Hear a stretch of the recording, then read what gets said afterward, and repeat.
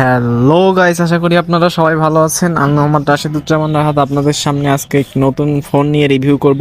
Samsung Galaxy M35, একটা budget রেঞ্জে camera phone নিয়ে আপনাদের সাথে আজকে চলুন কথা হবে। তো স্যামসাং গ্যালাক্সি M35 20,000 টাকা রেঞ্জের মধ্যে সেরা একটা ক্যামেরার আউটপুট দিতে পারে কি না, চলুন সেটাই চেক করব আজকের ভিডিওতে। স্যামসাং গ্যালাক্সি M35-এর ব্যাক ক্যামেরা হিসেবে আছে তিনটি সেন্সর। মেইন সেন্সর হলো 50 মেগাপিক্সেল, এর সাথে একটা আলট্রা ওয়াইড সেন্সর এবং একটা ম্যাক্রো সেন্সর 2 মেগাপিক্সেলের দেওয়া আছে। এর যে 50 মেগাপিক্সেলের মেইন সেন্সর, এইখানে আছে ওয়াইএস। মানে এটা শোনার পর আমি জাস্ট অবাক। 20,000 টাকা রেঞ্জের মধ্যে স্যামসংয়ের ফোনে ওয়াইএস, এটা কি সম্ভব আদেও? চলুন শুরু করা যাক আজকের ডিটেলস ভিডিও। এই ফোনের প্রসেসর হিসেবে আছে Exynos 1380-র মতো এই বাজেটের ডিসেন্ট প্রসেসর এবং 6000 mAh এর হিউজ ব্যাটারি। এবং এই ফোনের ডিসপ্লে হিসেবে আছে সুপার অ্যামোলেড স্যামসাংয়ের মাখন display with 120 Hz refresh rate. আর ওয়ান ইউআই এর তো এক ইউআই এক্সপেরিয়েন্স আপনি পাচ্ছেনই, এর সাথে 4 বছরের অ্যান্ড্রয়েড আপডেট আপনি স্যামসাংয়ের তরফ থেকে পেয়ে যাবেন। স্যামসাং M35-এর যে সব থেকে হাইপালা বিষয় সেটা হলো এই ফোনের ক্যামেরা। চলুন এইটা নিয়েই ডিটেলস আলোচনা করা শুরু করা যাক। তো এই ফোনের যে পিছনের মেইন সেন্সর, এটাতে আছে ওয়াইএস 50 মেগাপিক্সেলের একটি সেন্সর, এটা তো আপনারা অনেকে জানেনই। তো এই ফোন দিয়ে সর্বোচ্চ ভিডিও রেকর্ড করা যায় 4K 30 FPS পর্যন্ত, ফ্রন্ট ক্যামেরা এবং ব্যাক ক্যামেরা উভয় পাশেই। তো এটা একটা ভালো বিষয়, যারা ব্লগ করেন তাদের জন্য ফ্রন্ট ক্যামেরায় 4K 30 FPS একটা আশীর্বাদ স্বরূপ হতে পারে।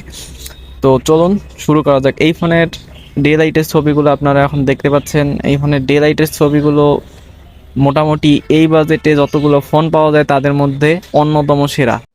এই ফোনের যে ক্যামেরার ছবিগুলো, এগুলা ভীষণ আইক্যাচি লাগে এবং দেখতে অনেক সুন্দর লাগে, এবং ডাইনামিক রেঞ্জও অনেক সুন্দর দেয় এই ফোন থেকে দিনের বেলা তোলা ছবিগুলো। এই ফোনের যে আলট্রা ওয়াইড লেন্সটা আছে, এটার ছবিও মেইন ক্যামেরার কাছাকাছি দেয়। এক কথায় বলতে গেলে এই ফোনের যে ক্যামেরা আউটপুট, এটা একবারে রেডি টু সোশ্যাল মিডিয়া আপলোডের মতো ছবি আপনি এখান থেকে পেয়ে যাবেন। এটা ফ্রন্ট ক্যামেরা এবং ব্যাক ক্যামেরা উভয় ক্যামেরা থেকেই পেয়ে যাবেন।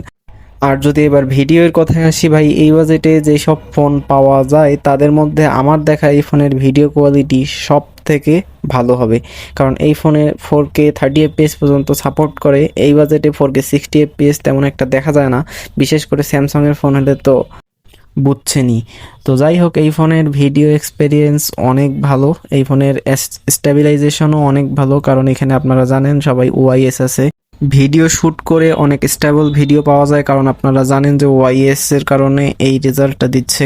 ওয়াইএস থাকায় ভিডিও অনেক স্টেবল হয় এবং ডাইনামিক রেঞ্জও অনেক সুন্দর পাওয়া যায়।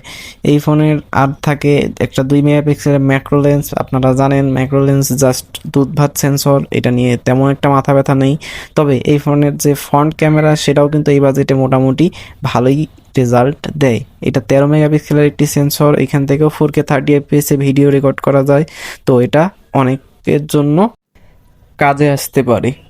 তো ভাই, এই ফোনের ক্যামেরা পার্টটা তো মোটামুটি ভালো সাইডের দিকে থাকলো। তো এই ফোনের খারাপ সাইডটা কি, চলেন আলোচনা করা যাক।